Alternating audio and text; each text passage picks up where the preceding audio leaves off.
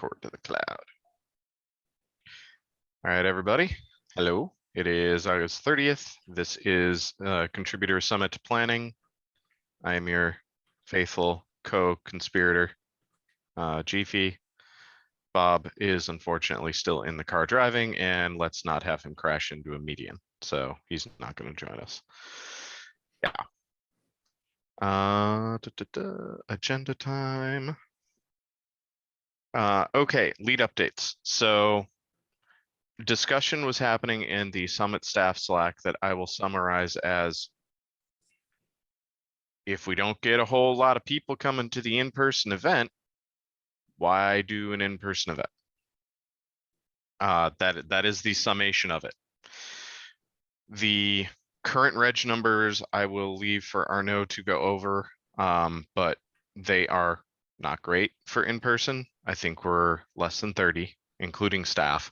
Mind you, I know a bunch of staff haven't signed up yet, but still the question is, do we want to spend the money or have the CNCF spend the money for an event that is going to be not well attended?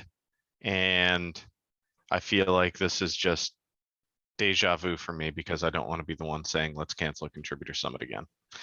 However, one thing that I did do is I called Bob, because again, all he's doing is listening to an audiobook while he's cruising down the freeway. And we talked. His stance on things are, let's try and do one comms push as early as possible this week. Let's send out an email to everybody saying, hey, if you plan on or want to attend, please sign up now. We are in talks and as to whether we should even have an event or not. By Friday, we should have a very clear indication whether or not we're going to get more people signing up or not. And at that point, we can not hold Deb up anymore, because if we do decide we're going to cancel the summit itself, Deb has a lot of work to do. That is a good question. I'll get to you, Josh, in a second. In the Slack channel, we were saying 50 minus staff. I feel like that is a relatively good threshold. Like if we get more than 50 people, then let's have it, because including staff and whatnot, that'll be more like 65. And of course, there will always be random stragglers, which would make it like 70, 75.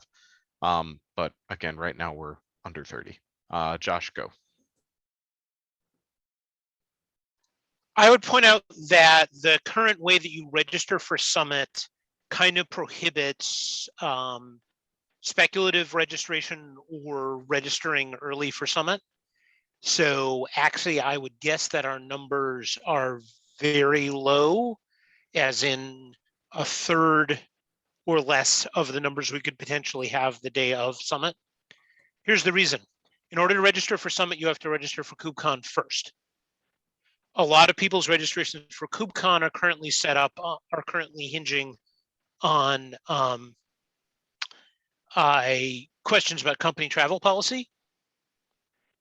Like I haven't registered for KubeCon yet because it's part of a whole chain of events of getting all the Red Hat passes, followed by, which is going to involve a 2-hour meeting with me and some other people this afternoon, getting all the Red Hat passes, assigning those Red Hat passes to people, having them register for KubeCon, and then having them register for the Summit. So if you look at the people we have registered for Summit now, those are the people who are absolutely certain they're going. Barring, some sort of new unexpected development. So just to keep in mind in terms of those. So so you said 30 including staff? Excluding. What is our non, so it's 30 non-staff people? I would say with 30 non-staff people, I would be confident that we would have 60 to 90 non-staff total by the day of the event, based on the circumstances of what's required to register. It was less than 30 staff and in person. Ooh. Oh, okay. So it's incorrect. Okay. In that case, right. So how many is it non-staff right now? It's 24 people in person, 26 virtual, 3 staff. Okay, so most of the staff haven't registered either. Okay, so if it's 22, then I would say our confidence 24. Is more in the realm of 50 to 70 then. Yep. At least, based on having done several of these things and watched the registration patterns and knowing that it's effectively harder to register for this one than it has been for some of the other ones where registration was completely separate. That I think we're still in that first third of the registration curve. But I would say I would have very low confidence that we're going to break 90. Like, I think it's actually 50 to 70 is likely the more applicable range. Correct. And the 50-person registration was not when Bob and I talked, it wasn't the total possible attendees that are going to show up to a contributor summit.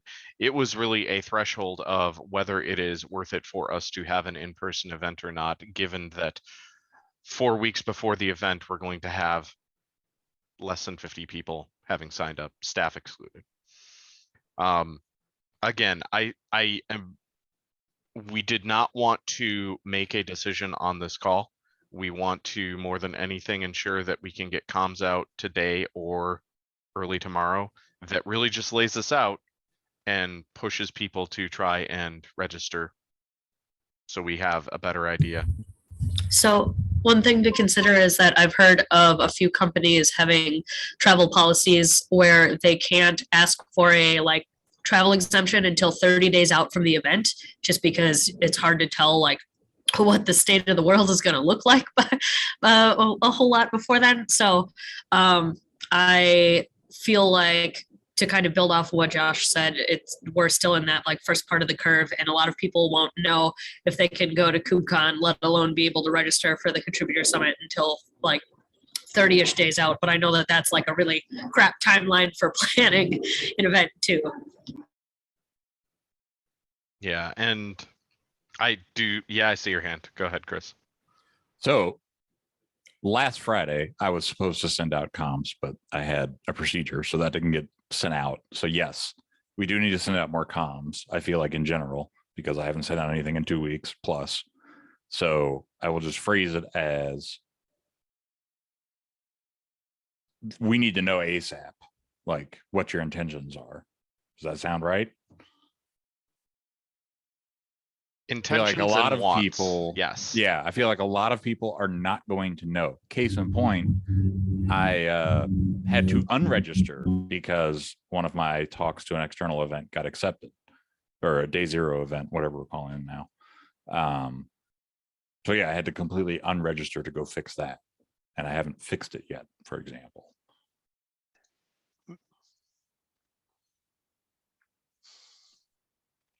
Deb? So you can register for Contributor Summit prior to registering for KubeCon. The only thing it says is you do have to be registered for KubeCon in order to attend Contributor Summit, and we ask you for the email address that you registered for KubeCon.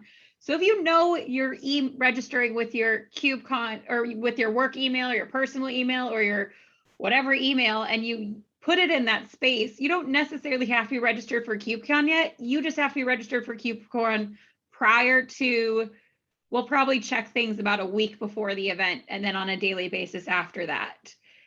Okay, that's not clear from the form, and from the wording, I took it to mean you must register for KubeCon first, and I think that's what everyone else understood. That's not best practice. I'm not encouraging this. Yeah, I would never in the future ever say this, but since this world is a different situation this year, it specifically says you must be registered for KubeCon in order to attend Contributor Summit. What email address did you register for KubeCon with? So there are ways around that because we will check it later. That's just a side note. So if that's what's holding people back, just register for Contributor Summit with whatever email address you know you're going to register for KubeCon with. So in terms of space and things, we have until September 20th to remove rooms, AV, food and beverage without being charged for it. That's when our we have to start paying at that point. The things that kind of run into if we put off making decisions around this, we may not have what you're looking for, are the, if you want to do the reception at the Lucky Strike, I've already held them off for over a week and they wanted a signed contract already. So if somebody else goes after that space, it's not going to be on hold for us. And then t-shirts. In the doc, we showed you 2 unisex t-shirt options. I think you read my message in Slack last week. Quantities are very low. Inventory is very low for all merchandise items at the moment. So the items you had originally picked are not available.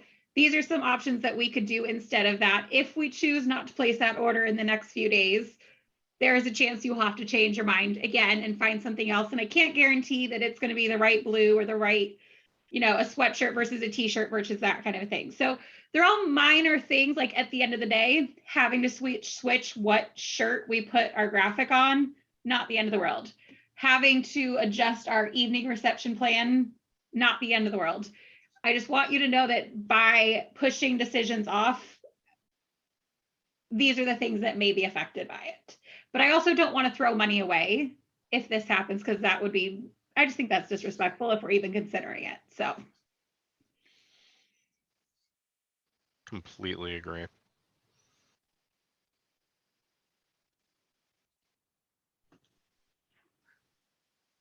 Okay. Yeah. For what it's worth, I would actually expect a bunch of people to want to show up for the contributor celebration who aren't necessarily going to make it for the whole day. However, again, how many people? Right. Again, phone call, so I'm just conveying what we talked about, and this kind of mirrors what Paris was suggesting in Summit staff. If we are going to have 50 to 60 people, does it make sense to have a full-on contributor summit, or do we just want to try and have a celebration, like a big dinner, a more casual evening plan, rather than let's try and fill out all of this content and try and fill in a day? I would like to get everyone's general opinion on that. So everyone talk at once. At once. Well, I'm just going to weigh in from a content perspective. Right now, I took a quick look at the form. We've had 5 submissions. One was the test submission. One was somebody just kind of randomly filling out the forms with no information. 2 are like people trying to fit in a talk that should be at KubeCon because they got rejected, I'm guessing. And only one is valid. It's a doc sprint. So no one valid else has submission. filled out the form. So as it currently stands, there's no real content, but we haven't really been pushing it. So again, I don't know, but I'm just going to put out there that so far we haven't really had much. Yep. I think this is going to go back to, if at all possible, Chris, get an email out today. Yeah. And then I don't want to block Deb. I want us to make a decision sooner rather than later, but I also, especially if we can clarify in that email, you can register for the contributor summit before you register for KubeCon, *KubeCon registration is required, just not first. We'll get a better. Registered for KubeCon before, like the week before or something. I don't know. We can talk about the language, but we're checking it. So. Yep. We can at least then get a much better idea on the interest, and like if we get an influx of 40 people, we're going to have, an in-person summit. If less than 10 people sign up by Wednesday, chances are we're probably going to just want to do some sort of a little evening celebration and not do a full-on summit. And then we can have those conversations, I think, asynchronously, so we can try and get Deb a better answer sooner.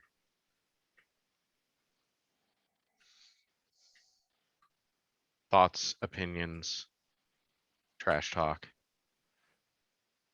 What was the site to register? Like outside of the path? Sorry, I believe it is in the agenda at the top. Let me look. Got it. Thank you. Yep.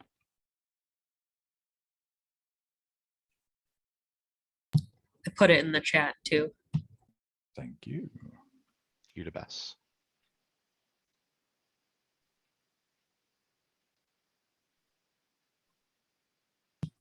Let me put it, let me phrase this a different way. How is everyone feeling about having an in-person contributor summit? So me personally, if it's like less than 50 people, yeah, it would be kind of weird to have like a full blown schedule laid out for 5 people per talk potentially. I don't know, right? Like it would be a weird experience with only 50 people or less. I agree. Is there a way we can, in the comms, figure out if they're planning to, like, maybe they're not registering because they don't know if they're going to be able to go because Like of an work restrictions. outside poll. Yeah, like you know, are you planning to attend if you get to go? I don't know if that's going to raise more questions than answers, but I'm hesitant to do that because we did that before we even started planning the contributor summit, and we got, I mean, the more vocal and active people in the community were like, if there's one going on, I'm going to try and go. But that was still only about 20 people, like off the top of my head. yeah. Josh, you had your hand up. Oh, I was just going to say, we did the previous survey before Delta, so its results don't really apply at this point. Yeah. For interesting little tic tac of information, I am double vaccinated and I've had Delta and recovered. So One of the lucky ones, I guess. yeah, I'm like a superhuman now. I have 6G or 7, whatever we're up to. I don't know. Terabit internet built in. Yep. God, that would be amazing. But I mean, yeah, if everyone else is done, I am equally because like as Josh said, like I'm a Red Hatter. I don't even know if I'm getting a pass from Red Hat. If I don't, I'm gonna wind up going on my own dime just because I planned on it. But if I'm going on my own dime, I'm a lot less incentivized to go if there's a lot of confusion and anxiety. That's me personally. I don't know how many other people are in the same boat.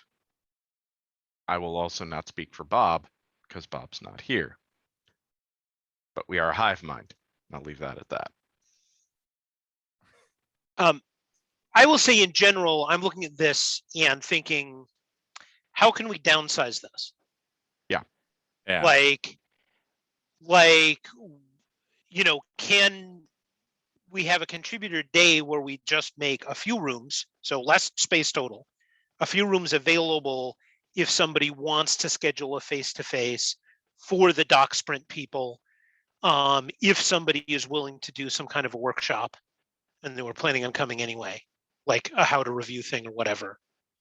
Because the thing is, like, if somebody's doing a how to review workshop and they can get 12 people to show up for it, that's worthwhile for them. It's just not necessarily a huge thing.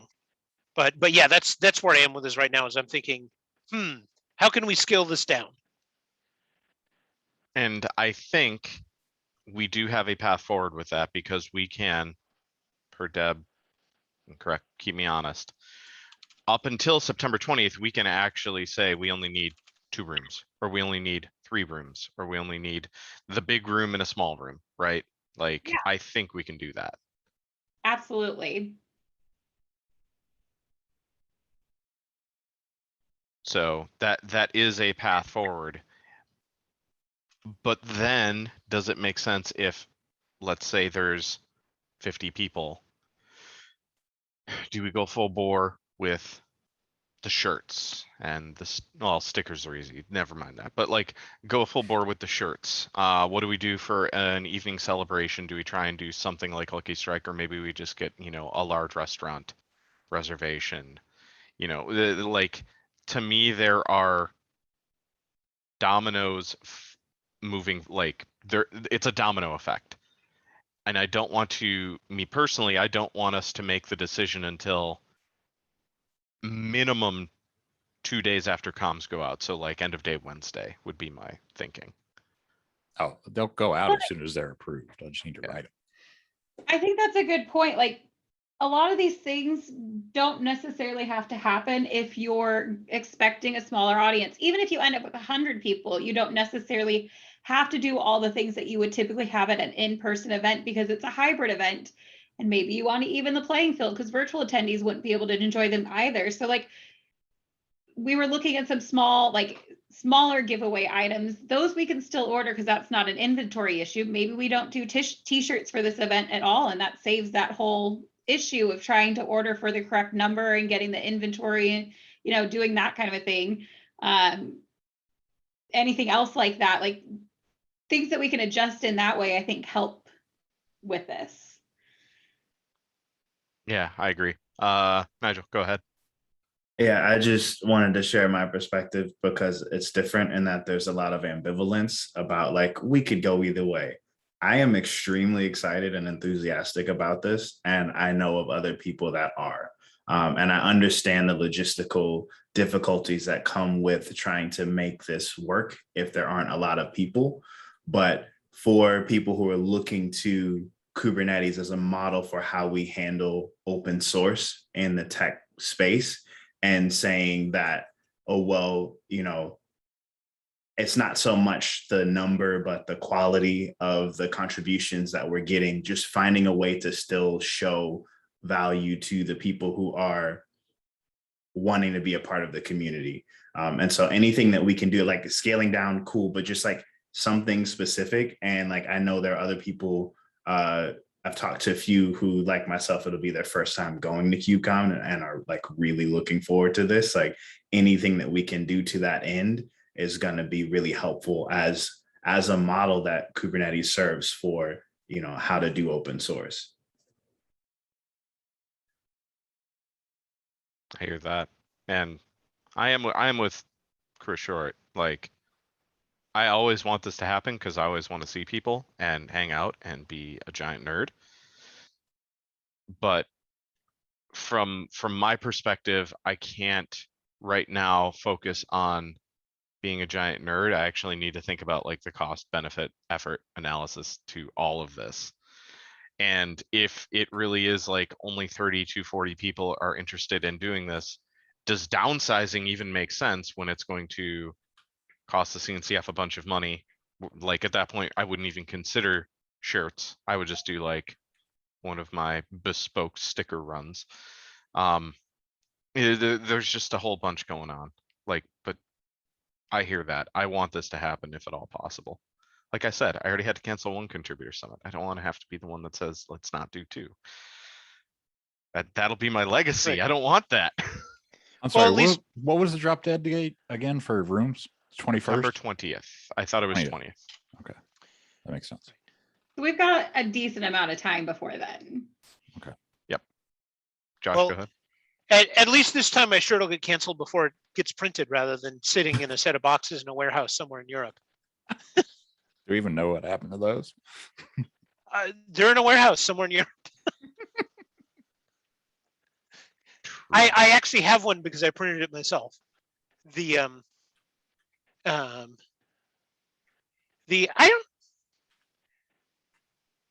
actually, one of my questions for that, you know, particularly given Nigel's feedback, is it's not conceivable to do a smaller run of t-shirts. Oh, because of price? I mean, we can, the problem is not, well, there are several problems with the t-shirts. One, Mhm. quantities, we have no way to predict that right now. But Yeah. two, inventories on t-shirts.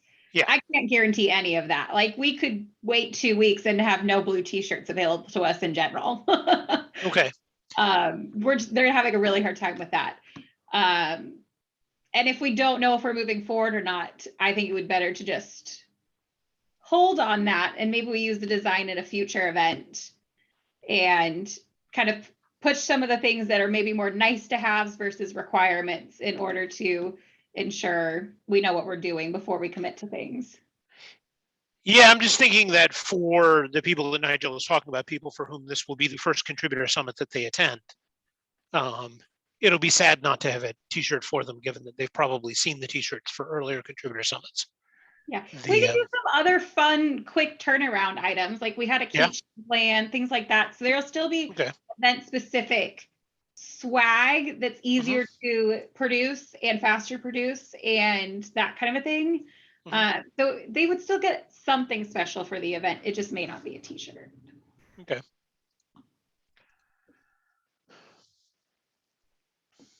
All right. We can kind of rabbit hole this for a while, but I think I will cut us off. The TLDR though will be comms go out. Fingers crossed. Let's just watch registrations as they come in, and then middle to late part of this week we'll spin up a thread in Summit staff and discuss more. Sound good? I don't hear anyone saying no, so I'm gonna say yes. Deb, is there anything else in your agenda? I see a couple other things, but No, nothing too important at the moment. cool. What's that like? Well, ask my opinion 30 minutes ago and it would have been different. Things change in 30 minutes at this point, and there's time and place in this world, right? True. All right. Lori, you kind of touched on this, but you're up. Yeah, so I kind of went over the current submissions, so we shall see. But also we've got a recurring meeting now on the calendar for Tuesday starting tomorrow. If you haven't seen it, head over to the Summit staff channel and you can click the link and add it to your calendar until I can get it on the SIG ContribEx mailing list, which I just have to ask to go do. So those are my only updates. Nothing really exciting, to be honest with you. Not exciting is usually good in our line of work. It doesn't go boom. So No yay. go boom, good day. Yes. All right, Chris, comms again. A lot of this we've kind of talked about. Yeah, I'm working on the comms right now, just for this specific thing. So yeah, I will be getting that to the channel today, and reminders queued up as needed. Cool. I will be by my computer essentially for the next 2.5 hours, and by that point Bob should be reachable. So if you need one of us or both of us, just ping, and ping in Summit staff so other people can look. I'm hesitant to have these comms be designed by committee, so to speak, just so we can try and get them out faster. But at the same time, you know, I hate being the person that sits on a fence and doesn't make a decision. Yeah. All right. Yep, we kind of already went through registration. Sorry, Arno. I don't see Paris on here, but we did kind of talk about the celebration. The one thing of note, and again, I'm really just restating in a more structured fashion what was talked about earlier. If we don't reach arbitrary threshold of registrants, but we know that there are going to be 50 people total, including staff, at KubeCon that would go to a contributor summit. Maybe instead we do larger dinner, something like that. I'm kind of looking to you, Deb, on how that may or may not work. Yeah, we can definitely look at options like that. Okay. I just want to make sure that that is an available option from your eyes. Yeah, definitely. I think if there are that many people, the lucky strike should probably kind of be removed from the table just because the cost is so much for so little people. Not that you all wouldn't have a great time yourselves, but I think that makes sense. Yep. All right. Perfect. Then we have hit the end of the agenda. Is there anything else anyone wants to say, talk about, opinions? Is there anything y'all need between now and the next meeting? Are there any asks? When comms do go out, it will be in an email. I imagine it will also be a tweet linking to the email. Amplify. If it's not going to be a tweet, I mean, it'll be to a Google group, so you can still link to it. If you want to amplify that however you want, that'd be good. Yeah, I can do the Twitters too. You're the best. But yeah, that's really it in terms of effort.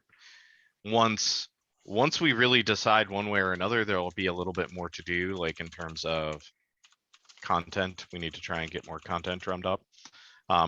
Deciding on what rooms we are going to keep, depending on how many registrants we get and we decide. But yeah, for now, it's kind of like just be vocal about what you want, what you want to see. All right. Anyone else? One random aside thing from conversation earlier in the chat. Is there like a reason why if somebody wanted to only attend the contributor summit virtually, that's like an org member and everything, why they wouldn't be able to do that if they can't go to KubeCon? Because like you can still get things done and stuff. And it's not like you're taking a whole bunch of resources to require registration costs and whatnot. It's a little late to like do anything about it for this round. I was just curious in general. I think I understand the question. So right now the rules are, if you want to attend a contributor summit, and it's been this way for the past couple of years, you have to be registered for KubeCon. And since both have virtual elements this year, even if you want to attend the virtual element, you have to be registered for the virtual KubeCon. That's a CNCF rule.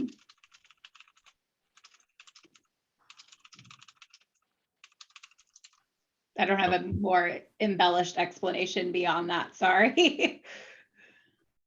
No, it's okay. I was just curious because I know that obviously everything keeps changing, and I would expect that there would be people that could still have productive conversations during a contributor summit that may not be able to go and can't get their company to fund a virtual KubeCon even, but would like to participate in the contributor summit. So yeah, we can think about for the future. address them on a case-by-case basis. If you loop me in and Bob and Jeff, we can kind of address it on a case-by-case basis, but that is the standard rule currently.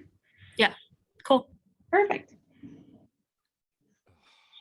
Thank you, Deb. I'll also mention that apparently CNCF is going to have some updated messaging coming out from Priyanka this week to help encourage registrations for KubeCon as well.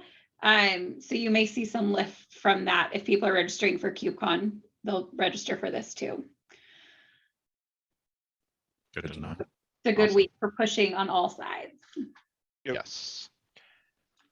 One thing I will point out that's a sort of silver lining to lower registration numbers, which is it's going to be easier to do the hybrid thing with smaller meetings.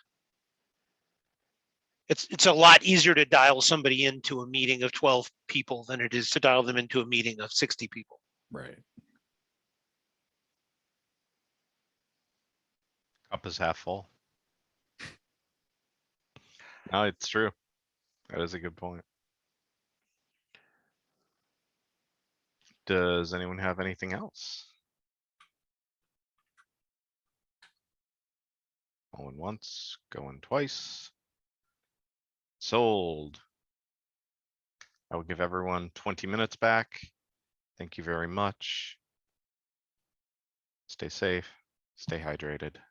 Thank you. Bye. Bye-bye. All right. Thanks, bye.